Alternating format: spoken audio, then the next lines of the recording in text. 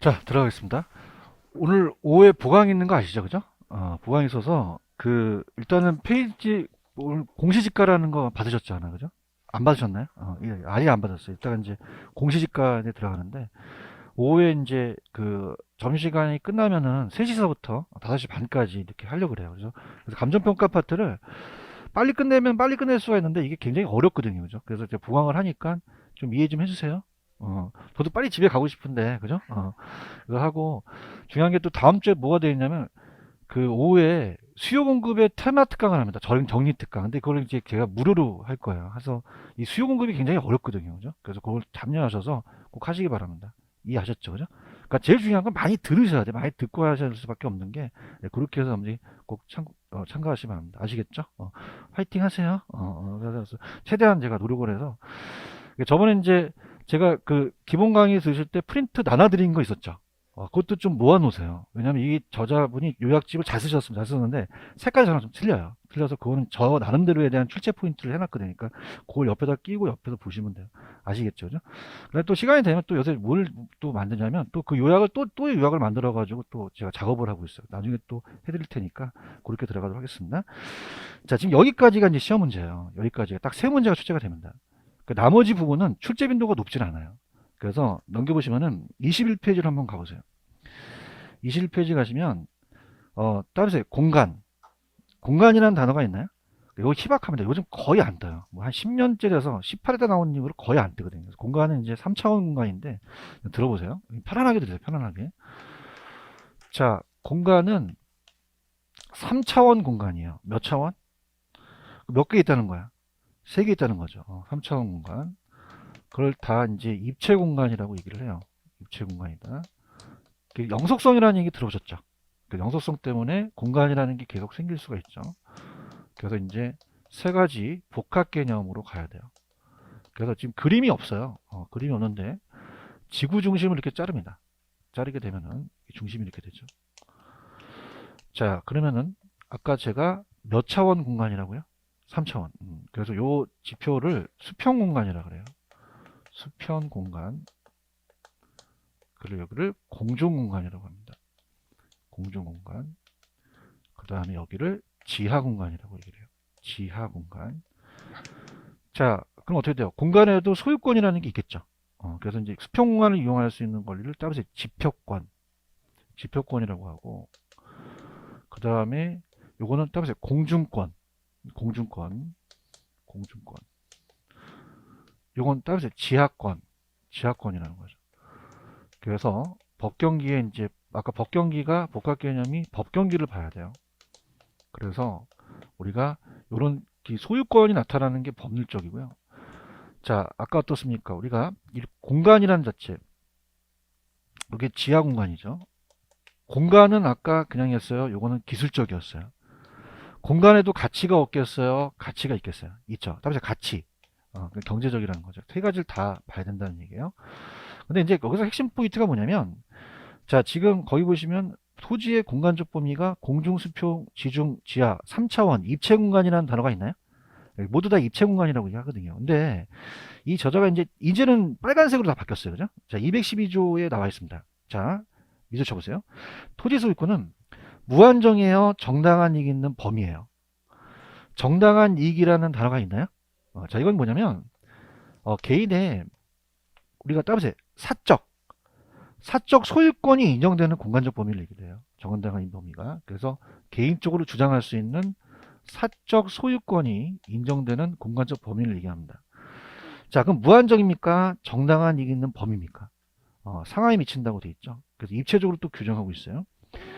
자, 그럼 밑에 공중공간이라는 단어가 있나요? 그래서 이건 공중공간을 일정한 고도까지 이용 관리할 수 있는 권리를 말해요. 그래서 밑에 가시면 사적과 공적이라는 단어가 있죠. 사적까지 소유권이 인정된다는 거죠. 정당 범위가. 그래서 사적인 우리가 공중권이 있고 그 다음에 공적인 공조권이 있다는 얘기죠. 자, 그러면은 들어갑니다. 자, 사적 들어갈게요. 자, 사적은 일정한 범위 공중권을 토지 소유자 개인이 사용할 수 있는 권리라는 단어가 있죠. 자, 우리가 여러분들 왜 조망권이라는 얘기 들어보셨나요? 우리가 이 햇빛을 받을 수 있는 권리. 자, 우리가 이제 이게 일조권이고 햇빛을 받을 수 있는 게 조망권은 한강이 보이는 거예요. 두 가지는 공적에 들어가요, 사적에 들어가요. 개인이 사용할 수 있는 권리가 되겠죠. 그렇죠. 그다음에 자, 우리가 니은의 A, B를 보시면 A에 공중분할이라는 단어가 있죠. 공중공간도 이렇게 분할이 가능합니다. 지하도 다 가능하고 이렇게 분할할 수가 있어요. 그럼 하나하나에 대한 그 단위가 공중액지가 될 수가 있죠. 그래서 공중액지, 공중임대차, TDR, 용적률 인센티브 공중공간의 활용 방안입니다. 자, 그러면 공중분할에서 공중공간의 핵지를 분할할 수 있는데 그 밑에 빨간 글씨 하나가 있죠. 자, 따라서 용적률 인센티브. 그러니까 용적률이라는 얘기 들어보셨죠? 그러니까 청수를 올릴 수 있는 거잖아요. 그걸 이제 인센티브에서 더 올릴 수 있게끔 하는 제도예요. 그러면은 우리가 사업 시행자가 지구 단위 계획 내에 공원, 녹지, 도로와 같이 공공률을 무상으로 제공한다면 용적률 허가 기준보다 올려주는 제도를 말하죠. 그러면 용적률 인센티브라는 거는 지하입니까? 이건 공중입니까? 특히 사적 공주권에 들어간다는 거죠. 다음에 TDR. TDR이라는 거 배우셨죠?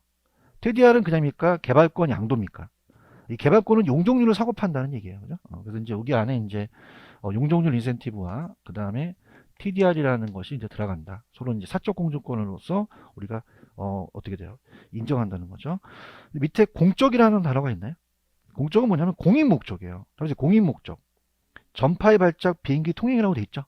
그래서 우리가 항공기가 왔다 갔다 한다. 항공권이라든지 전파권은 요거는 사적이다, 공적이다? 공적. 그렇게만 가져가시고요. 넘겨볼게요. 넘기시면은 수평 공간이라는 단어가 있죠. 그 수평 공간에 대한 그 수평 공간을 이용할 수 있는 권리를 따라서 지표권. 그러면 갓돌이가 땅을 사면은 경작을 할 수도 있죠. 지표수 이용이라는 단어가 있나요? 이 용수권이 아직 시험 문제 안 나왔거든요. 그래서 건물 등의 구축 등의 사용수익 처분할 수가 있는 건데, 자, 이 지표수를 이용할 수 있는 권리가 용수권이라는 거는 물에 관한 권리입니다. 물에 관한. 아직 우리가 출제가 안 됐어요. 그래서 이건 물에 관한 권리이기 때문에 용수권이야. 자, 그럼 여러분 생각해 보세요. 물을 먹으면 없어지죠. 그럼 소유할 수 있는 권리예요? 이용할 수 있는 권리예요? 이용할 수 있는 권리가 되겠죠. 물을 이용할 수 있는 권리라는 단어가 있나요? 그래서 따라서 유역주의. 유역주의라는 단어가 있죠. 그래서 우리나라는 이제 유역주의를 선택하거든요. 선용주의는 예전에 얘기했지만 유역주의를 선택합니다. 유역주의라는 것은 자, 이렇게 물이 상류에서 하루를 흐르게 되죠. 그럼 우리가 갑돌이와 을돌이가 있으면은 자, 하천 주변의 토지를 유역지 소유자라고 그래요. 유역지 소유권자. 자, 그러면 예를 들은요. 물이 풍부한 수변 지역입니다. 물이 풍부하다 보니까 먼저 먹어야 돼요. 골고루 먹어야 돼요. 따라서 골고루.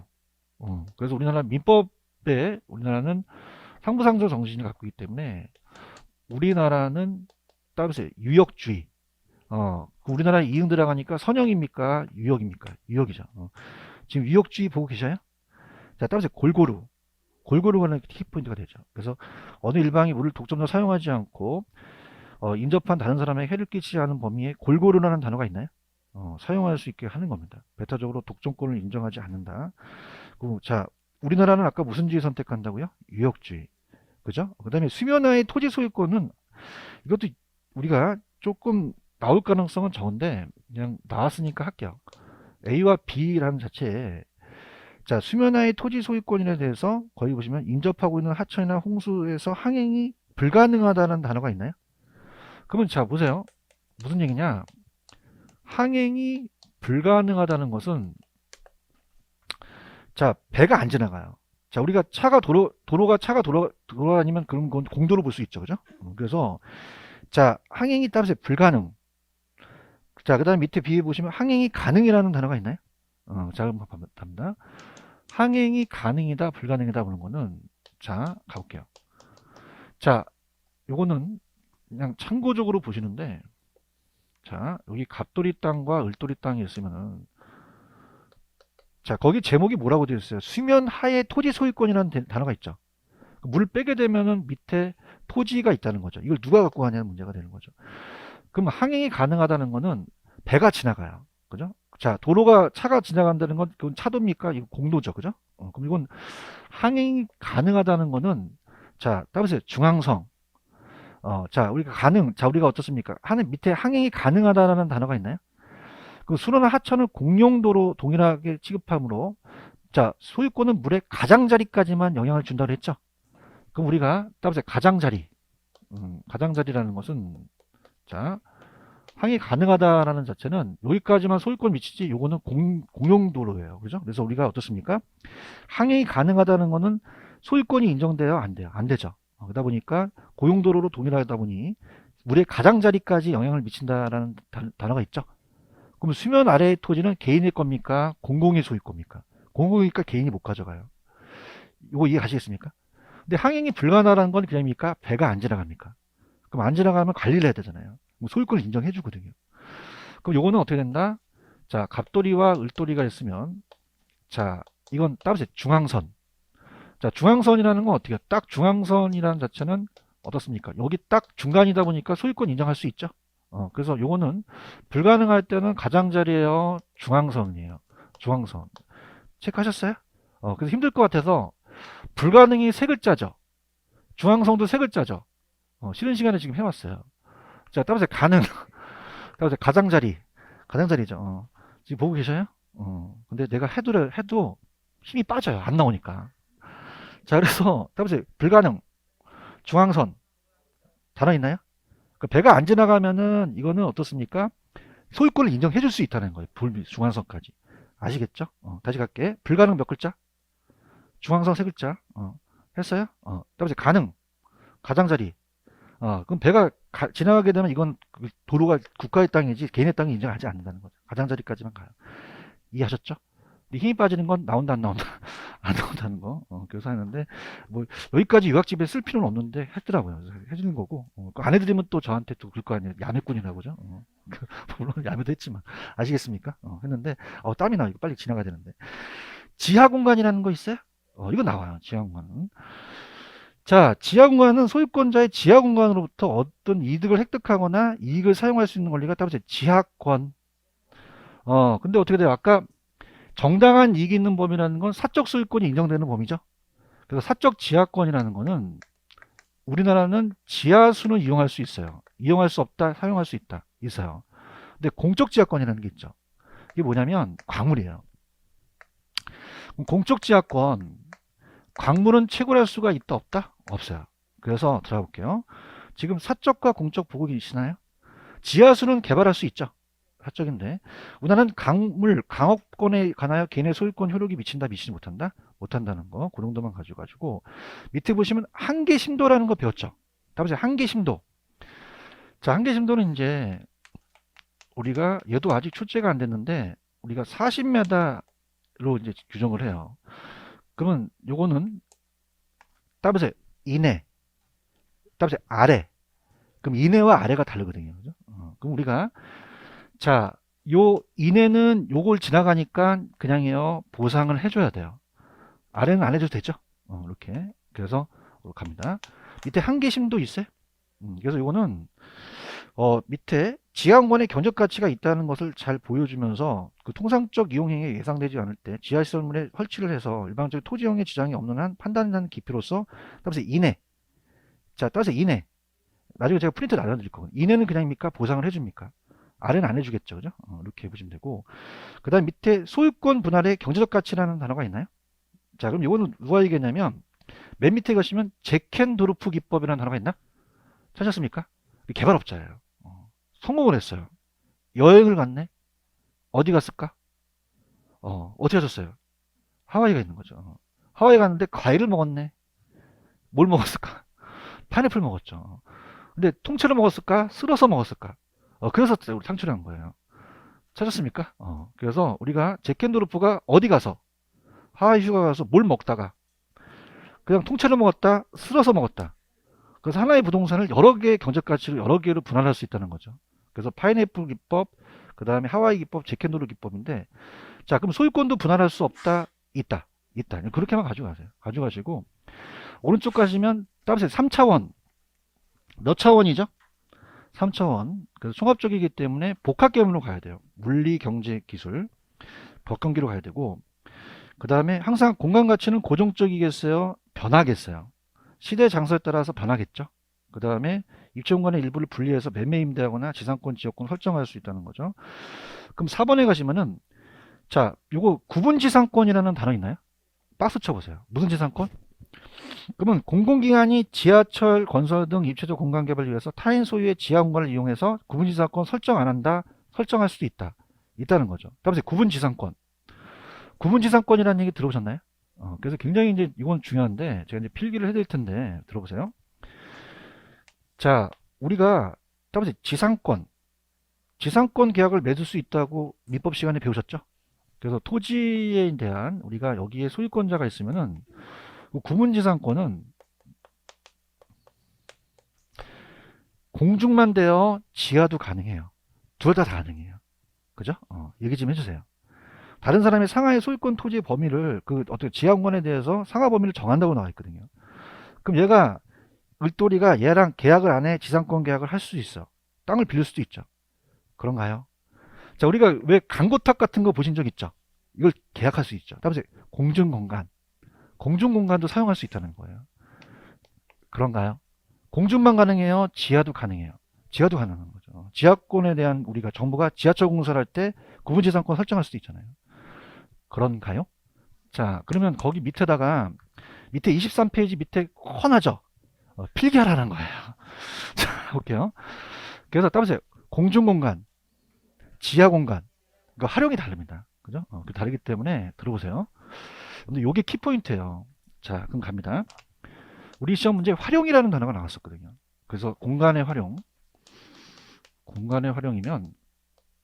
공중공간을 활용할 수 있는 게 있죠. 이게 있고요. 그 다음에 지하 공간을 활용할 수 있는 게 있죠. 그런가요? 자, 그러면 들어볼게요. 아까 구분지상권 기억하십니까? 그냥입니까? 둘 다 됩니까? 둘 다 돼요. 구분지상권은 공중, 지하 다 활용할 수 있어요. 화이팅 하세요. 그러면 그냥이야 구분지상권은 다 돼. 다 되죠. 구분지상권 다 됩니다. 구분지상권 다 되는데 아까 용적률 인센티브 기억나십니까? 그 용적률은 건물을 올리는 거잖아요. 지하가 들어가요. 공중만 돼요. 공중만 되지 지하가 안 되거든요. 할 수 있죠. 그죠? 그래서 아까 용적률 인센티브. 그러면 용적률 인센티브 제도는 자, 얘는 그냥요. 지하가 나오면 안 돼요. 공중이 나와야 된다는 거죠. 그렇죠? 따라서 TDR. TDR은 우리나라 제도야, 외국 제도야. 어떻게 하셨지? 영어니까. 그걸 번역하면 개발권 양도 제도거든요. 그죠? 그러니까 트랜스퍼라는 건 양도고 디벨로퍼한테 개발권이에요. 그러면 우리가 배우셨으니까 개발권 양도 제도는 이 개발권이 그냥입니까? 용적률입니까? 용적률을 양도할 수 있다는 거잖아요. 그런가요? 그럼 얘네들은 자, 얘네 둘은 어디 공간에만 들어간다? 공중만 들어가는 거죠. 대답해봐요. 구분지상권 둘 다 가능한가요? 그럼 얘네들은 어디만 들어간다? 지하 들어가면 된다 안 된다? 안 되죠. 아까 한계심도 기억나시죠? 한계심도도 어디 들어갈까요? 지하에 들어간다는 거죠. 이렇게 정리하시면 됩니다. 아시겠죠? 그죠? 이렇게. 무슨 말 아시겠어요? 이렇게. 그래서 그렇게 해서 제가 거기 밑에 지금 23페이지에 그거 그 봉백 있죠? 필기하라고 있는 거예요. 해놓으셨어요? 해놓으셨고 넘겨보세요. 넘기시면은 자, 제3장입니다. 제3장은 부동산 이해 및 부동산 활동 파트가 있죠. 여기도 거의 시험 문제가 뭐 한 10년에 한 번씩 출제가 되고 그래요. 자, 부동산학은 단순 순수과학이에요? 종합응용과학이에요? 그렇죠, 그죠? 종합응용과학. 그렇죠? 그래서 부동산학을 정의해요. 부동산학. 그래서 부동산학의 정의입니다. 부동산학. 그럼 부동산학은 어떤 학문이냐? 부동산학의 정의를 김용진 교수께서 얘기합니다. 김용진 교수. 자, 그러면 부동산 활동을 가만히 시켜야 돼요. 능률화 시켜야 돼요. 능률화라는 건 뭐냐면 생각해 보세요. 아까 부증성이라는 얘기 배우셨죠? 땅이 많아요. 제한돼 있어요. 따라서 최유효 이용. 최유용이 용도의 다양성도 되지만 부증성도 가능하거든요. 그러니까 잘 이용해야 된다는 거죠. 그러니까 이 능률화라는 자체가 잘 이용을 해서 이게 연구 목적이 되고 이론이 중요해요, 실무가 중요해요, 둘 다 중요해요. 둘 다 중요하죠. 그래서 우리가 과학성과 기술성이라는 게 오른쪽 나옵니다. 따라서 과학성, 기술성. 그 이론과 실물을 겸비해야 된다는 얘기예요. 그래서 우리가 그 부동산 활동의 능률화의 원리, 나중에 기본서를 보시면 원리라는 것은 과학성을 얘기해서 우리가 이론을 얘기하고, 그 다음에 기술은 실무예요. 기술성이어서 실무를 얘기합니다. 그럼 이론이 중요하다, 실무가 중요하다, 둘 다 중요하다. 둘 다 중요하고, 단순 수준입니까? 종합 응용과학입니까? 하나의 학문이 아니죠, 그죠? 그래서 이따가 단순 순수과학이라고 하면 돼요, 안 돼요? 안 되죠. 그래서 종합 응용과학이다. 여러 학문들을 응용하다. 응용과학이고. 자, 그래서 자치기 보시면은 순수과학 하면 된다, 안 된다? 안 돼요. 순수과학 하면 돼요, 안 돼요? 무슨 과학이라고 하셔야 돼요? 응용과학이라고 되고요. 그 다음에 자연과학 하면 되나요? 안 되죠. 그러면 부동산은 자연과학이다, 사회과학이다. 부동산만 연구하는 게 아니죠. 그렇죠? 그래서 우리가 맨 밑에 가보세요. 맨 밑에 가시면 따라서 부동산 현상. 우리가 인간과 부동산의 관계에서 나타나는 현상을 얘기를 해요. 그럼 따라서 집가고, 스프롤이라는 건 따라서 난개발. 그럼 인간과 부동산의 관계에서 나타나는 현상을 부동산 현상이라고 하지, 자연 현상은 부동산 현상이 아니거든요. 근데 밑에 지진, 홍수, 태풍이 있어요? 자, 이거는 부동산 현상이에요? 자연 현상이에요? 그럼 자연과학이 아니라는 거죠. 그러니까 그 태풍이나 지진 같은 걸 연구하는 것이 아니라 우리가 집가구라든지 스프롤이라든지 이런 것들 연구하는 학문이라는 거예요. 그러면 자연과학이 맞아요? 사회과학이 맞아요? 사학이가 맞죠. 그렇죠? 그다음 마지막. 자, 머릿속에서 추상적입니까? 경험에서 나타났습니까? 경험이죠. 그러면 추상적이다 그러면 돼요? 안 돼요? 안 되죠. 모든 것이 경험에서 나온 거죠. 저도 맨날 야매 말하지만 그래도 제가 학자잖아요. 학자. 학자예요. 박사예요. 논문 썼거든요. 그러면 설문지를 조사해요. 그죠? 그럼 제가 추상적으로 한 겁니까? 설문지를 조사했습니까? 경험을 한 거죠. 얘기 좀 해봐요. 그럼 추상적이다? 경험이다? 경험과학이죠. 그럼 추상적인 학문이 아니라는 거죠. 경험과학이에요. 아시겠죠? 그래서 이 세 단어가 중요해요. 시험 문제 순수 나오면 그냥이야 땡이야. 따라해요. 어떻게? 땡. 자연 나오면 땡. 추상적 나오면 땡. 이렇게 되는 거예요. 그죠? 그래서 제가 물론 이렇게 안 되겠지만 따라서 추순자. 추순자라는 사람이 있어요. 그래서 나중에 야매가 제가 염두에 그거 있어. 야매 지대이론에서 자 따라서 맛살 중 그녀와 맛살 오양 맛살. 그래서 준지 야매도 다 까먹었어요. 씨. 준지대 아세요? 준지대. 누가 말했죠? 마샬이 얘기했죠. 마샬.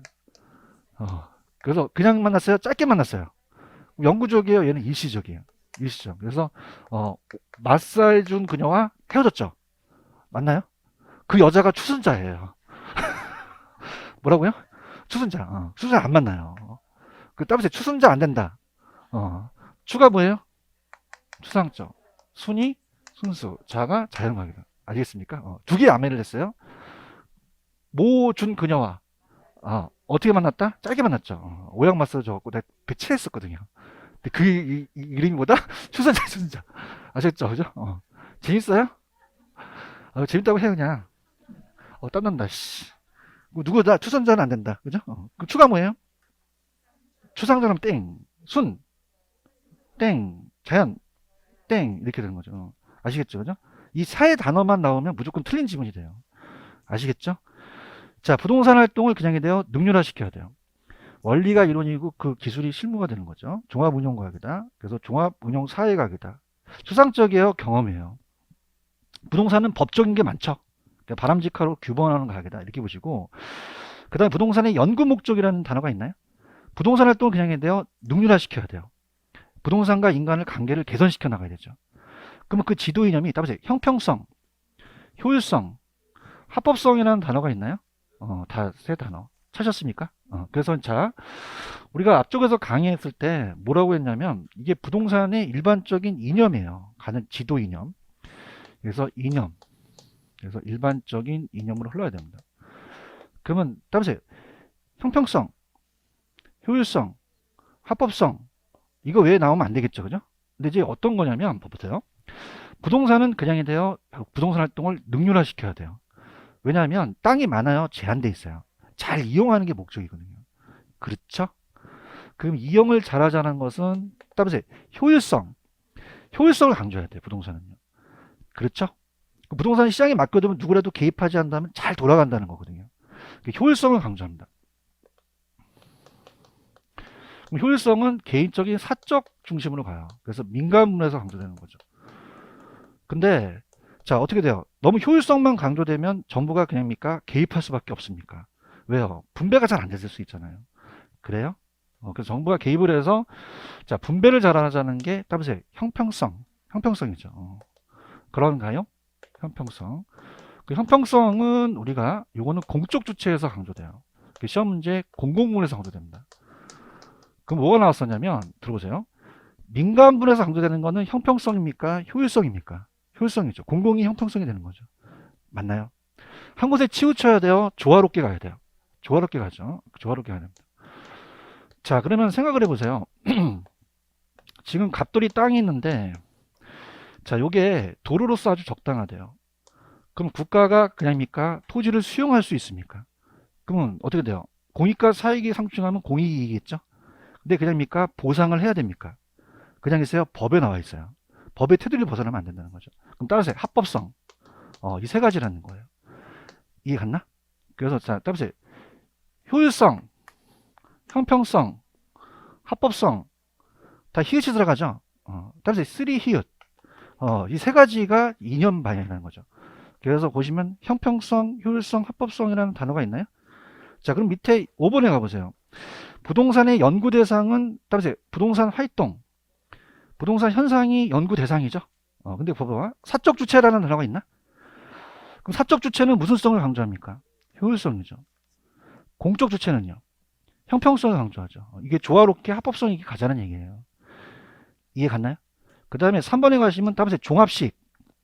종합식 접근이라는 게 있어요. 그럼 따라서 복합 개념. 그러면 우리나라의 부동산을 단기의 종합 운영가구로 정착시킨 방법은 분산식이에요, 중증식이에요, 종합식이에요. 종합식이 가장 넓은 개념이라는 거죠. 자, 따라서 의사결정. 자, 사람은 의사결정을 할 수도 있죠.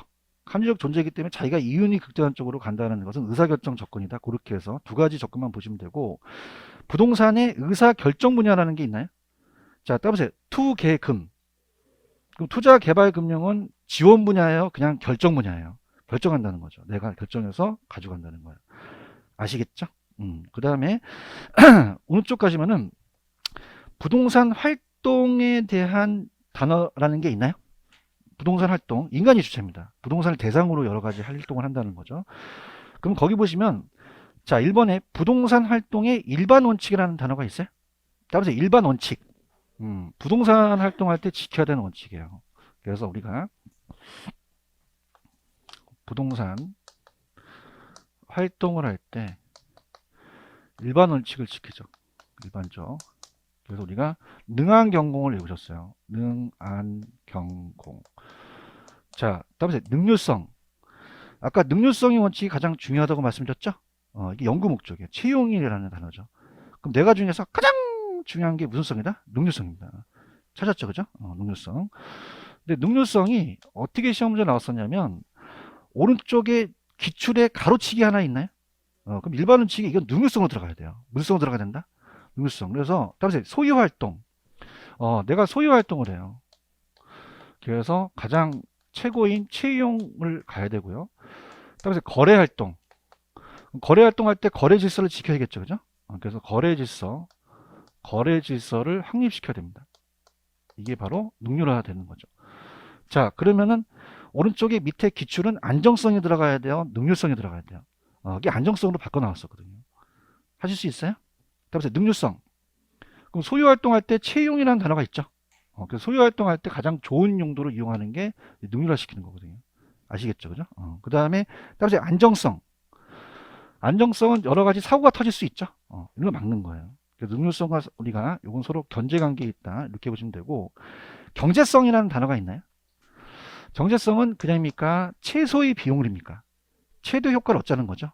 그래서 우리가 합리적 선택을 한다는 거고, 공정성은 사회성과 공공성이 강조되니까 특정 주체가 아니라 공정이 된다는 건데, 그냥 오른쪽에 그 기출에 박스 있었죠? 그럼 안정성이 들어가요? 능률성이 들어가요? 그것만 잡으세요. 그렇게 나오고 거의 이제 26개에서부터 끊겼어요. 그럼 밑에 부동산 활동의 속성이라는 단어가 있죠. 여기 별표 하나 붙여보세요.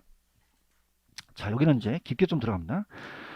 자, 제가 아까 과학성은 그냥요, 이론이었어요.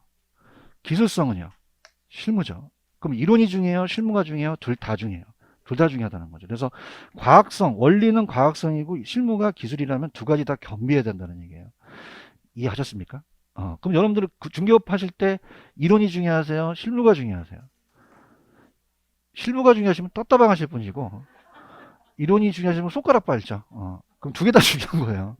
그죠? 그럼 공인중개사를 안 따야 돼? 따야 돼요. 따고 실무에 가자는 거죠. 겸비하자는 얘기예요. 아시겠습니까? 실무만 하면 안 돼요. 떴다방만 하고 있잖아. 그러면 그냥야 둘 다 중요해. 사회성과 공공성이 공익이고 사익성이 사익이죠. 그럼 얘도 한쪽에 치우쳐야 돼요. 두 개 다 중요해요. 그 다음에 밑에 윤리성이라는 단어가 있나요? 사회성과 공공성이 강조되고 윤리를 강조해야 돼요. 예전에 우리가 풀어봤는데 윤리는 중개업자만 지켜야 돼요? 거래 당사자도 지켜야 돼요? 둘 다 지켜야 되겠죠. 그런가요? 그 밑에 지금 빨간 색깔 칠하셨죠? 밑에 고용윤리와 조직윤리 빨간색 칠하셨어요? 빨간색 칠하셨던 건 거의 다 기출됐던 거였어요. 그럼 따라서 고용윤리, 조직윤리, 서비스 공중이라는 단어가 있죠? 고용은 종업원과의 관계예요. 근데 조직은 그냥입니까? 조직 간의 윤리입니까? 서비스는 의뢰인과의 관계고 공중은 대중인데 고용과 지금 보시게 되면은 조직이라는 단어가 있나요?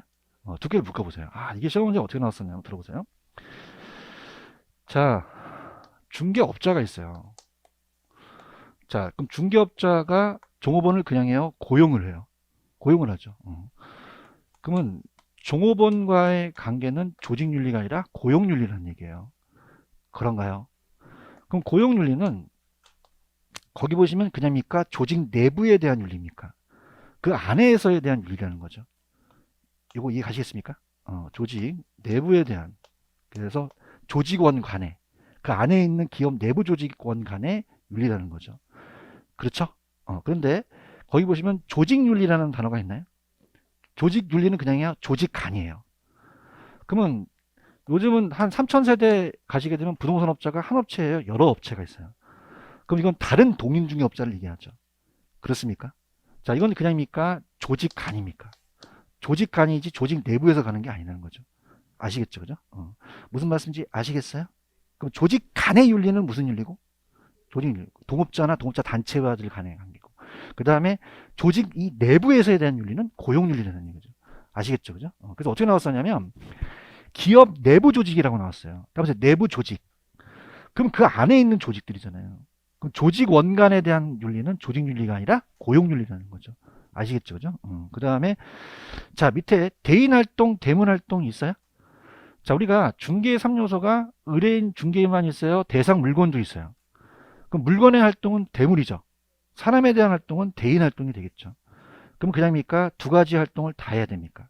다 해야 되고 임장 활동, 정보 활동, 따라서 부동성. 아까 부동성 기억나시죠? 부동성 때문에 임장 활동, 정보 활동이 되고 그 다음에 전문성이 수준이라는 단어가 있나요?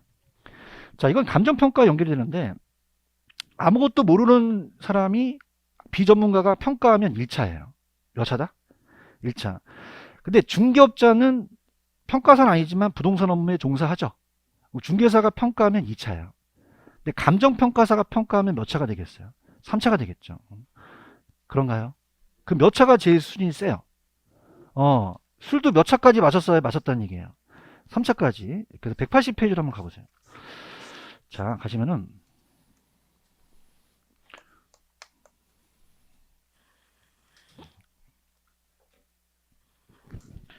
밑에 가시면 9번 있나요? 9번? 몇 차, 몇 차, 몇 차 있죠? 1차, 2차, 3차라는 단어가 있습니다. 찾았죠? 그러니까 1차는 뭐냐면 아무것도 모르는 비전문가가 자기 소유자가 감정평가를 해요. 그럼 몇 차다? 1차. 지금 보고 있어요? 자, 2차는 뭐냐면 중개업자는 평가사는 아니죠.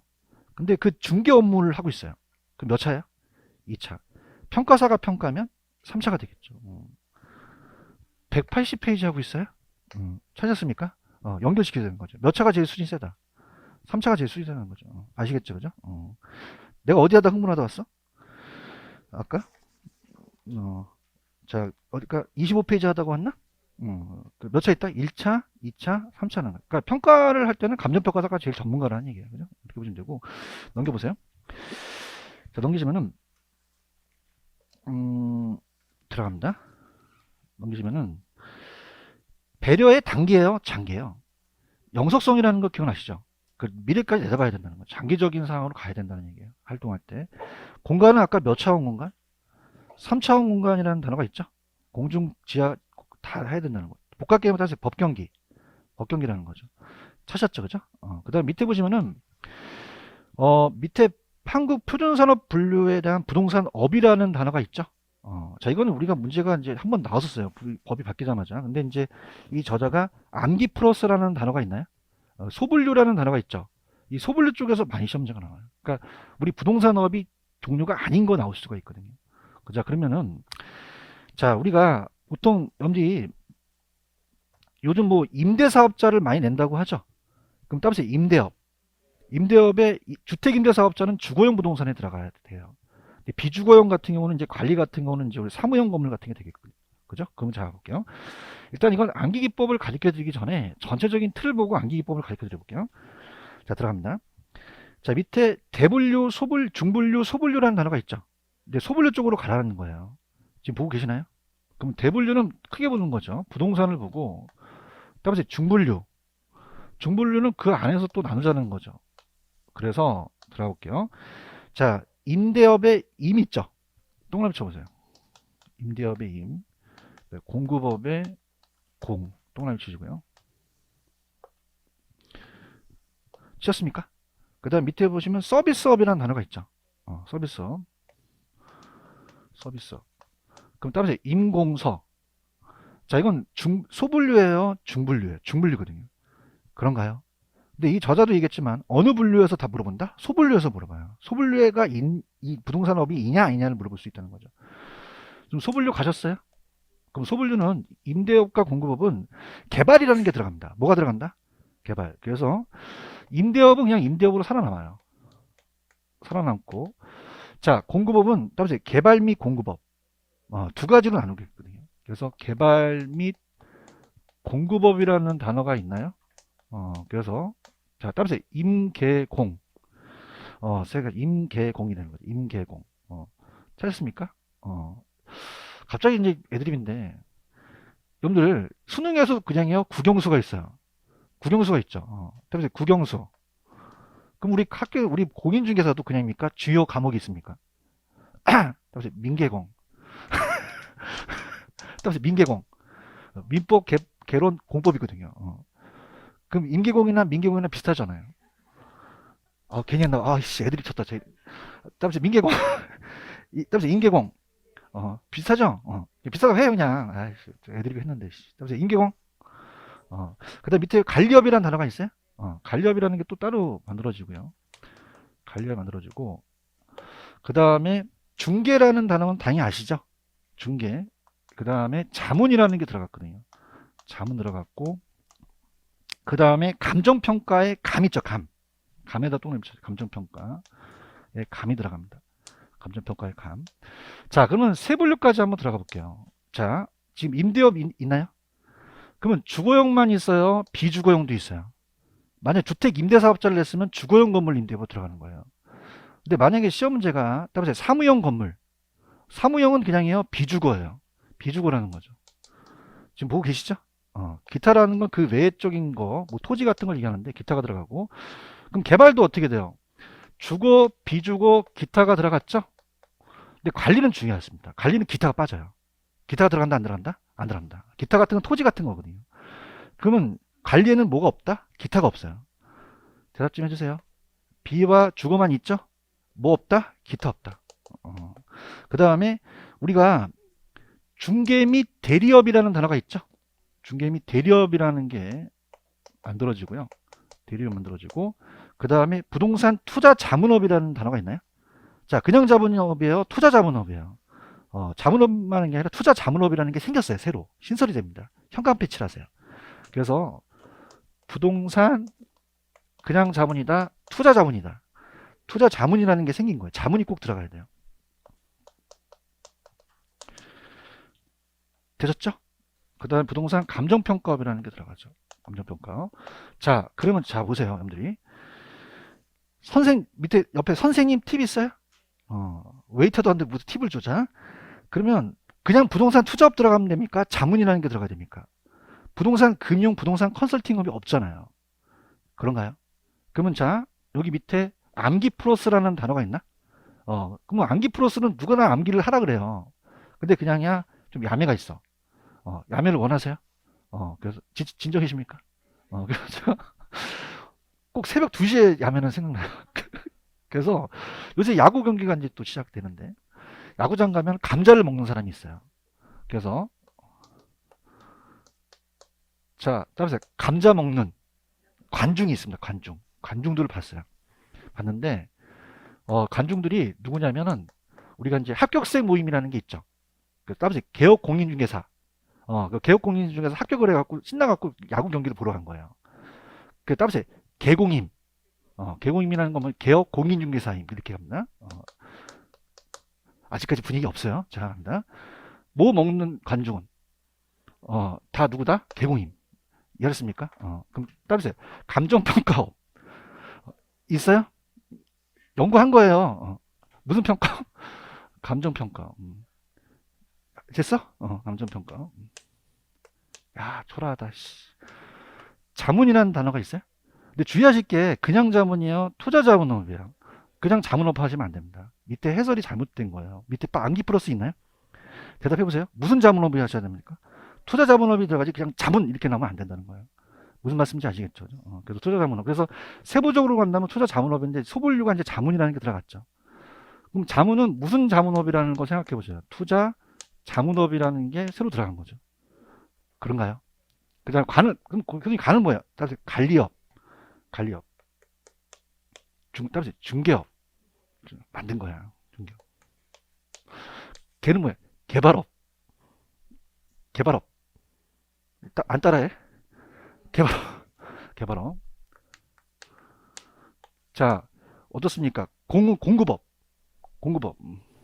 이제 맞아 들어가요? 공급업. 임대업. 임대업이라는 거죠. 이거 아니면 아니라는 얘기예요. 하실 수 있겠습니까? 이렇게. 하실 수 있어요? 그러면 거기서 이 여자가 하신 암기 플러스를 지금 보고 계시나요? 그럼 여러분들이 얘기하셔야 돼요. 뭐 먹는 간증은? 누구다?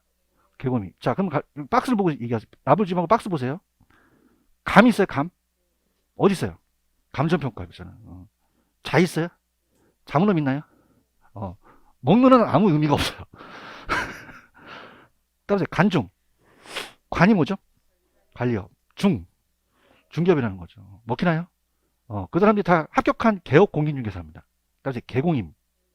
개가 뭐예요? 개발업. 공급업, 임대업. 암기하셨죠? 별로 효과가 없나요? 있어요? 감사합니다. 그죠? 뭐 암기하시는데 어떻게 암기가 됩니까? 나도 머리가 한계가 있는데 꼭 하셔야 돼요. 이렇게 해서 이 소분류 쪽으로 시험에 나올 것은 다 공통점이거든요. 그래서 이 소분류 쪽으로 암기하시고 여기에 금융업이 들어가면 된다 안 된다? 컨설팅업 들어가면 안 되는 거죠. 아시겠죠? 꼭 암기하세요. 다시 one more time. 뭐 먹는 간중은 누구야? 개공임. 재밌다. 감이 뭐야? 감정평가. 자가 자문이에요. 근데 무슨 자문업? 투자 자문업이라는 건 머릿속에 들죠. 그냥 자문업 하시면 안 됩니다. 그 다음에 먹는은 상관이 없어요. 관이, 중이, 중개업. 개가, 공이, 임이, 임대업이라는 거죠. 아시겠죠? 원래 암기법 맞네. 아까 연세대 기숙사, 연세 기숙사 그리고 그 말씀. 그래서 이렇게 보시면 됩니다. 아시겠죠? 됐습니다. 이렇게 하고 한 페이지만 넘겨보세요. 조금만 가볼게요. 수요 공급을 맛보기만 한번 갈게요. 자, 수요 공급 가시게 되면은 부동산 수요라는 단어가 있나요? 그래서 오늘 좀 유량과 저량까지만 좀 해드리려고 그래요. 지금 잡으셨죠, 그죠? 그러면 수요는 여러분 생각해 보세요. 파는 쪽이에요? 수요는 사는 쪽이에요? 사는 쪽이죠. 그런가요? 그 수요에 대한 개념이라는 게 나옵니다. 들어볼게요. 유량, 저량만 하고 마치도록 하겠습니다. 수요 공급이 어려워요. 그래서 이제 맛배기만 하고 다음 주에 넘기겠는데 수요는 파는 쪽이다, 사는 쪽이다. 그러면 일정 기간이라는 게 명시되죠. 무슨 기간? 일정 기간. 들어보세요. 자, 소비자가 따라서 일정 기간 명시해야 돼요. 일정 기간을. 그죠? 왜냐하면 들어보세요. 일정 기간이라는 게 명시돼야 되는 게 갑순이가 사과를 100개 먹어요. 많이 먹어요? 적게 먹어요? 안 속아. 아이씨. 가기는 11월 달이 제일 재밌어. 씨. 그죠? 그래서 100개 먹으면 많이 먹어요. 막 그러고 그런데 진짜 안 속아. 씨. 땀나 죽겠네. 그러면 3년에 100개 먹으면 그냥 먹죠. 한 달에 100개면 사람 많이 먹죠. 하루에 100개 먹으면 사람이야? 삐꼬고 다녀. 그죠? 일정 시점이어야 돼요. 일정 기간이어야 돼요. 유량이라는 개념입니다. 그래서 유량이라는 게 지금 시험에 나와요. 아시겠습니까?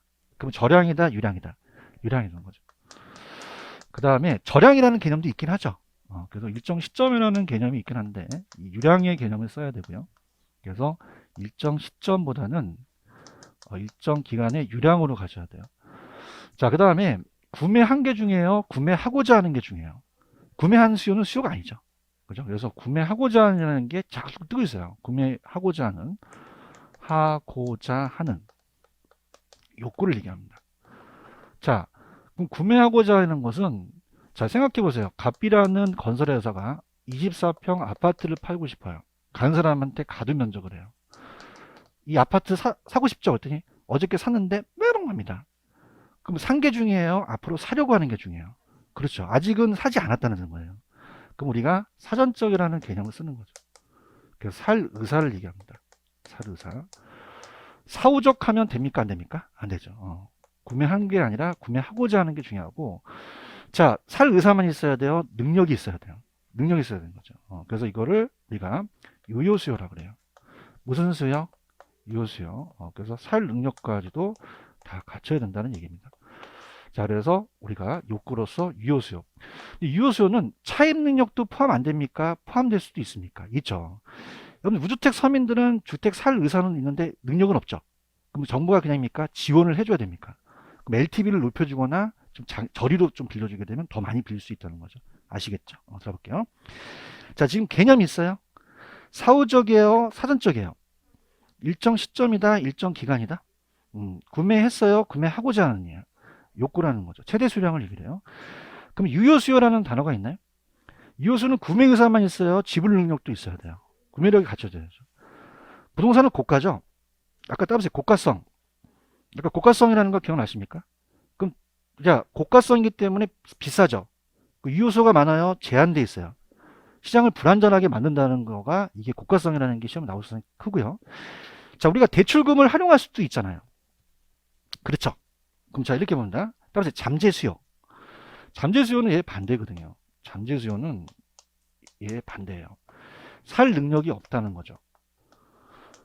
자, 그렇다면은 이 잠재 수요는 무주택 서민들은 살 능력이 없다면 정부가 그냥 돼요. 개입을 해야 돼요. 그럼 대출금을 활용할 수 있게끔 만들어줘야 되죠. 그런가요? 그럼 단기로 빌려줘야 돼요. 장기로 빌려줘야 돼요. 고리를 빌려줘야 돼요. 저리를 빌려줘야 돼요. LTV를 좀 높여줘야 되죠. 그래야지만 유효 수요가 될 수도 있다는 겁니다. 이해 갔나요? 자, 그럼 오늘은 하이라이트가 따보세요. 유량, 저량이라는 단어가 있나? 이걸 가지고 갈게요. 근데 지금 이 저자가 잘 썼는데 우리 시험 문제 나오는 건 그냥입니까? 기출에서 다 뜹니까? 기출에서 다 떠요. 그래서 제가 오늘 프린터 나눠준 게 다 기출이거든요. 자, 그럼 가볼게요. 지금 무슨 양과 무슨 양을 우리가 시험 문제 낸다는 거예요. 유량과 저량. 그런가요? 그래서 이 저자가 해드린 건 다 할게요. 이해는 하는데 시험 문제는 우리가 실질적으로는 시험의 기출 문제만 출제가 되거든요. 그죠? 그래서 어떻게 하냐면 자 볼게요. 유량은 일정 시점이에요. 일정 기간이에요. 그럼 어떻게 돼요? 일정 기간이라는 게 나와야 되는 거잖아요. 그런가요? 그래서 이거는 일정 기간. 그래서 일정 기간에 대한 얘기고요. 자, 이거는 플로우라는 말을 써요. 강물이 이렇게 흐르죠. 근데 저량이라는 자체는 고여 있다는 얘기예요. 저량은 저수지할 때 저자거든요. 그래서 일정 기간이다, 일정 시점이다. 시점, 스톡이라는 말을 써요. 영어도 나왔었거든요. 이렇게 해서 우리가 정리를 하시는데 지금 박스 보고 계시죠? 유량은 그냥입니까? 일정 기간입니까? 시간의 개념이죠. 뭐 1년이다, 뭐 월이다. 저량은 시간의 개념이 없고 현재 상황을 얘기를 하는 거죠. 그런가요? 그럼 가장 잘 뜨는 게 소득이에요. 들어보세요. 자, 소득이 임금하고 급여랑 똑같은 거거든요. 갑돌이가 1,000만 원이 소득이에요. 그럼 갑돌이 와이프가 연 1,000만 원 갖다 주면 그냥요 쫓겨날 수도 있어요. 월 1,000만 원 갖다 주면 아주 좋아하죠. 하루에 1,000만 원 갖다 주면 어때요? 달리나요? 그럼 이건 그냥요 기간에 따라 틀려요. 그건 유량이라는 개념이죠. 아시겠습니까? 그러니까 양이라는 것은 기간을 나타내느냐 아니면 이 시점을 나타내느냐에 따라서 양에 대한 변화가 달라요. 근데 자산이라는 건 어떻죠? 지금 축적된 거는 시점에 따라 다르죠. 그래서 이건 현재라는 단어가 들어가서 현재 얼마냐 이렇게 들어갑니다. 자, 그 다음에 임대료 수입이라는 게 잘 나와요. 그럼 임대료 수입을 1,000만 원 벌어요. 많이 벌어요? 적게 벌어요? 기간에 따라 달라요. 그게 달라고요. 자, 우리가 부동산 가격, 야, 너네 집에 지금 가격이 1년 동안 얼마니 그럽니까? 지금 얼마니 그럽니까? 지금 얼마니 그러지 1년 동안 얘기는 안 하잖아요. 그러니까 가격과 가치라는 것은 그냥이다. 이거는 절량이다. 절량이라는 거죠. 아시겠습니까? 이렇게. 그래서 이렇게 되고, 자, 그래서 이제 이런 식으로 이제 보면서 가고요. 그 다음에 이제 요거 시험 문제 나왔던 게 따라서 단기 순이익. 단기는 따라서 기간. 1년 동안의 그 순수익을 얘기를 해요. 손익계산서를 나타내는 거거든요. 그 다음에 우리가 지대 수익 같은 경우도 이게 이제 토지의 임대료니까 이것도 유량이라고 나왔고, 따라서 주택 거래량. 자, 지금 강남의 주택 거래량이 얼마다라는 거는 자, 어떻습니까? 지금 시점에서 지금 거래량이 얼마냐는 거예요. 1년 동안이에요. 1년 동안 거래가 얼마만큼 됐냐는 거죠. 그죠? 그래서 아파트의 생산량 이런 게 이제 시험에 잘 나오고, 그 다음에 들어보세요. 자, 재고주택은 기존의 현재의 재고가 있죠. 그럼 재고주택이라는 것은 유량이에요. 재고주택은 저량이에요. 근데 신규는 일정 기간이 필요하죠. 그죠? 그래서 신규주택은 유량인 거죠. 오래된 거는 저량이고 새 거가 유량이 된다는 거죠. 이해하셨습니까? 자, 그래서 우리 시험 문제 저량 쪽으로 잘 나와요. 따라서 재고, 인구, 현재 인구수도 앵야앵야 태어나면서 다르겠죠. 인구나 자산이나 가치 네 가지가 시험 문제가 나옵니다.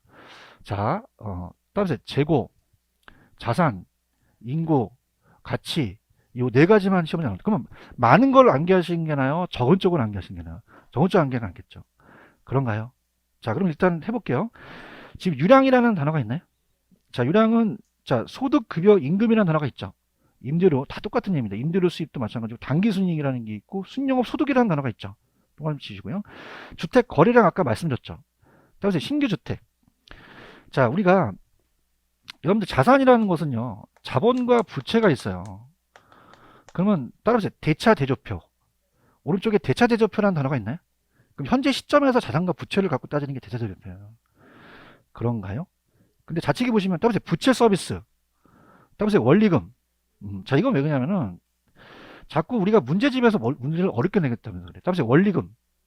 원리금은 원금과 이자죠. 대답해봐요. 내가 1,000만 원씩 원리금을 내고 있어요. 많이 냅니까? 적게 냅니까? 기간에 따라 틀립니까? 그럼 이거는 유량이라는 얘기죠. 부채 서비스 원리금은 시험에 안 나옵니다. 그냥 우리 체크만 해주세요. 아시겠죠? 그 다음에 연간이라는 단어가 있죠. 이자 비용. 그러니까 돈이 들어오고 나가는 건 다 유량이라는 거죠. 다시 손익계산서. 아까 단기순이라는 거 아시죠? 그래서 1년 동안의 손익에 대한 그 계산서가 우리가 들어가는 건데 손익계산서도 안 나와요. 그 다음에 제가 아까 저량에 자 저를 믿으신다면 다음에 재고, 인구, 자산, 가치 이것만 나오고 하나도 안 나왔었거든요. 그럼 찾아볼까요? 다음에 재고. 재고 있나요? 비주택 있어요? 찾아주세요. 재고 있고 인구 있어요? 가치 있어요? 요 자산이라는 단어가 있죠. 요 네 가지만 시험 문제 배정이 돼요. 그런가요? 근데 매각대금이라는 건 뭘까요? 매각된 대금은 어떻게 돼? 그 시점에 따라서 매각대금이 다를 수도 있잖아요. 이해만 하시면 돼요. 따라서 재무상태표. 그렇죠. 그러면 어떻게 된다? 여러분들은 유량을 암기하시는 게 나아요? 저량을 암기하시는 게 나아요? 그렇죠. 원하세요? 그래서 부채라는 단어가 저량이거든요. 그죠? 이렇게 가르치는데 암기 기법이 이겁니다. 기초의 화면을 놔보세요. 따라서 저량, 저자가 들어갔죠. 기간에 저자가 들어갔어요. 시점에 저자가 들어갔어요. 시점에 저자가 들어갔고, 그죠? 그 다음에 따라서 UFO, 하늘에 UFO가 떠 있어요. 초라해요. 유량은 풀로우고 수덕은 저량이 되는 거죠. 아시겠습니까? 자, 그러면 제가 말씀드리지만 다 기출문제에서 나와요. 무슨 문제에서 나온다? 그래서 기출문제를 나중에 풀어보시면은 자, 요거만 잡으시면 돼요. 따보세요. 재고, 인구, 자산, 가치 요거만 잡으시면 되거든요. 그럼 어떻게 외우냐면 자, 유량이에요? 얘네들이 저량이에요? 그래서 제가 아니라 제가 아는 분이 수강생하고 결혼을 했어요. 그래서 따라서 저는 제자가 부인입니다. 다시 갈게요. 뭐가 부인이다? 제자가 부인입니다. 자, 저가 저량이죠. 화이팅 하세요. 누가 부인이라고요? 제가 뭐죠? 제고, 자가, 가가. 부채 아직 안 나왔죠? 부채 자체가 저량이 된다는 얘기예요. 할 수 있겠어요? 그 다음에 또 인구가 저량인 거죠. 오케이?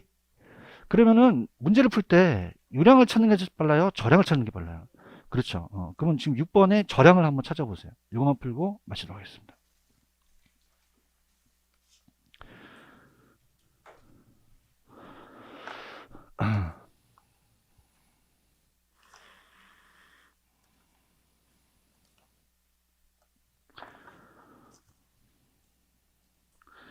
부채라는 건 솔직히 아직 안 나왔어요. 부채는. 근데 아까 야매로 한번 생각해 보세요. 자, 갑니다. 그다음에 저는 저량이죠. 자, 크게 하세요. 제자가 부인입니다. 제 찾을 수 있겠어요? 제 어딨죠? 제공가요? 화이팅 하세요. 자가 뭐죠? 자산이 자산. 아니, 찾을 수는 있어야 되잖아요. 지읒에 자산이 있죠, 자산. 가치도 있죠? 왜 그래, 진짜. 그죠? 가치 있죠? 제자, 뭐예요? 부인이죠? 부채와 인구를 찾으시는 거죠. 찾았습니까? 그럼 유량을 찾는 게 빠르다, 저량을 찾는 게 빠르다. 근데 부채가 아직까지 시험 문제가 안 나왔어요. 그죠? 이해하셨죠? 그죠? 그래서 기출문제를 보시면은 거의 다 이 저량 쪽으로 찾는 게 빨라요. 하실 수 있겠어요? 다시 갈게. 저는 제가 뭐예요? 재고, 자산, 가치. 자산 가치가 같이 나올 수도 있어요. 맞습니까? 따라서 부인입니다. 부채, 또 인구가 되는 거예요. 나머지 게 다 유량이 되는 거죠. 할 수 있겠어요? 그러면 저량은 몇 개가 되겠죠? 4개가 되는, 어떤 거예요? 불러보세요. 기억, 미응, 이응, 지읒이 되는 거죠. 할 수 있겠죠? 그죠? 여기까지 하겠습니다. 오늘 여기까지만 할게요. 일단 보강 때 또 뵙겠습니다. 여기까지입니다. 수고하셨습니다. 감사합니다. 네.